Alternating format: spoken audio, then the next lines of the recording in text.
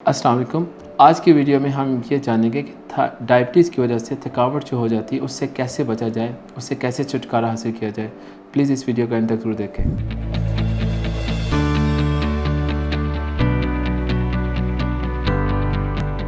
अस्सलाम वालेकुम। मेरा नाम डॉक्टर फवाद शहज़ाद है। मैं American consultant diabetologist, American consultant nephrologist, hypertension, obesity और किडनी स्टोन स्पेशलिस्ट हूँ।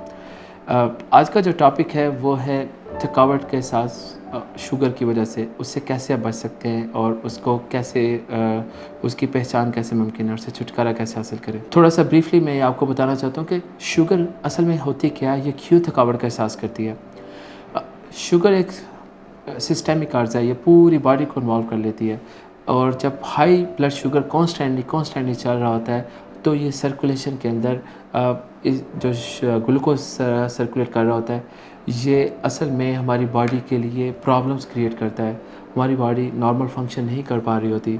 क्यों नहीं कर पा रही होती? क्योंकि सर्कुलेशन के अंदर हाई ग्लूकोज चलने की वजह से ब्लड की विस्कोसिटी ज़्यादा हो जाती है। ब्लड उस तरह रफ्तार से अच्छी तरह मूव नहीं कर पा रहा था और वही ग्लूकोज जिसको यूटिलाइज़ होना चाहिए था सेल्स के अंदर, वो सर्कुलेशन में घूम रहा होता है और वो और क्या करता है, वो सेल्स के अंदर से वाटर को सक कर लेता है क्योंकि उसकी विस्कोसिटी और ब्लड की जो ऑस्मोलैरिटी है वो ज़्यादा हो जाती है। ब्लड थिक और गाढ़ा हो जाता है जिसकी वजह से खून स्लो चलता है। यही सोर्स बनता है आगे चल के कि हमारे जिस्म को थकावट का एहसास होता है और वो थकावट ऐसे का एहसास है कि आप कुछ भी कर लें वो थकावट जाती नहीं है। आप खाना खा लिया, ठीक है, आपने इंसुलिन लगा ली, जा नहीं रही। तो ऐसी थकावट जो शुगर के पेशेंट्स में होती है, मैं उसके लिए सबसे पहले पेशेंट को रिकमेंड करता हूँ कि आप उसके अंदर ये मेक श्योर करें कि आपकी दवाइयाँ शुगर की असर कर रही हैं कि नहीं कर रही। क्या आपकी इंसुलिन सूटेबल है आपके लिए कि नहीं सूटेबल? क्या ऐसा है कि आपकी जो आप दवाई ले रहे हैं वो खाने के बावजूद भी आपको हाइपरग्लाइसीमिया हो रहा है, आपकी शुगर हाई जा रही है, आप अपना HbA1c चेक करवाएँ। आप अपनी फास्टिंग शुगर चेक करें और खाने के बाद की 2 घंटे वाली शुगर भी चेक करें और उस चार्ट के अपने डॉक्टर से डिस्कस करें। देखें कि ये कहीं आपकी दवाई चेंज करने की ज़रूरत तो नहीं।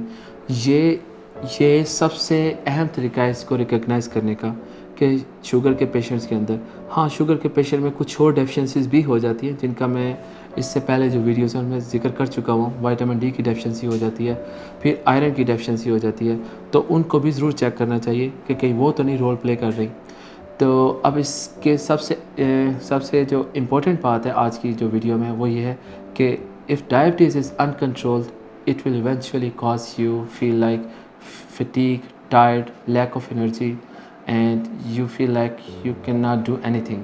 तो ये इसके अंदर लाएंगे और इसकी मैनेजमेंट जो है वो है शुगर को करेक्ट करें और यही आप इससे बचने का तरीका है।